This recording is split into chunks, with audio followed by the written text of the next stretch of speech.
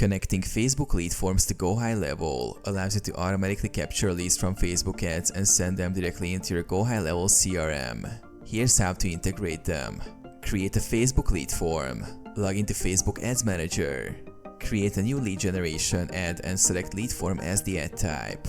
Customize your form by adding questions and fields you want to collect. Save and publish the lead form.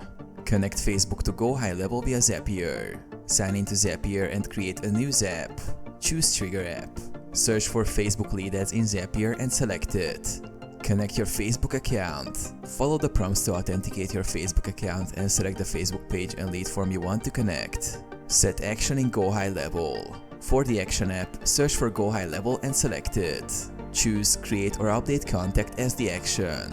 Connect your GoHighLevel account to Zapier by pasting your API key, which you can find in GoHighLevel under Settings API. Map fields. Map the fields from your Facebook lead form to the corresponding fields in GoHighLevel. Test and activate. Test the integration to ensure leads are properly flowing from Facebook to GoHighLevel.